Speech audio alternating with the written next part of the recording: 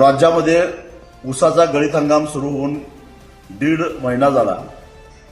163 चालू साखर कारखान्यांनी ऊसाचं गाळप यावर्षी चालू केलेलं आहे.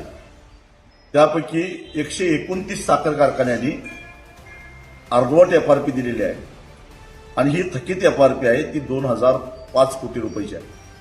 केवळ 34 साखर कारखान्यांनी पूर्ण एफआरपी दिलेली आहे. म्हणजे पहिल्या महिन्यातच जर का 2000 कोटी रुपयाची थकबाकी राहणार असेल तर राज्य सरकार काय करायला लागलेलं आहे, साखर आयुक्त काय करायला लागलेला आहे. आणि या साखर कारखान्यांच्यावर ज्या 129 साखर कारखान्यांनी मुंबई उच्च न्यायालयानं एप्रिल 2025 रोजी एक रकमी एफआरपी द्यावा असा आदेश दिलेला असताना सुद्धा न्यायालयाच्या आदेशाचा अवमान करून एफआरपी थकीत ठेवलेली आहे. त्यांच्यावर ऊस दर नियंत्रण अध्यादेश 1966 नुसार कलम 3 अन्वये सरकारी थकबाकीदार समजून आरआरसीचे सर्टिफिकेट इश्यू केले पाहिजेत आणि त्यांच्या जप्त्या करून शेतकऱ्यांचे पैसे वसूल केले पाहिजेत. साखर आयुक्त या संदर्भात काहीच करत नाही.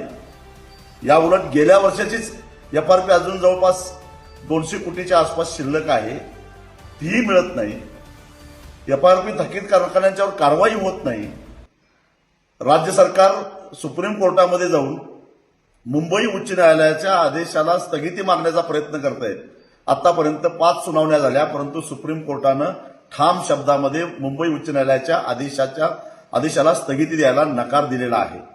असं असताना साखर आयुक्त साखर कारखानदारांच्यावर कारवाई का करत नाही, सरकार या कारखानदारांना का वाचवत आहे. त्यातले बहुतांश लोक भारतीय जनता पक्षामध्ये गेलेले आहेत म्हणून का. मुख्यमंत्री जेव्हा साखर कारखाने 15 रुपये मुख्यमंत्री द्यायला तयार नव्हते तेव्हा त्यांची काटामारी उघड करण्याची धमकी देत होते. आज राज्यातल्या ऊस उत्पादक शेतकऱ्यांचे 2000 कोटी रुपये या साखर कारखान्यांनी थकीत ठेवले आहे. विधानसभेचं अधिवेशन चालू आहे, मुख्यमंत्री तोंड उघडायला तयार नाहीत. या पाठीमागचं रहस्य काय, त्याचं उत्तर देवेंद्र फडणवीसांनी दिलं पाहिजे.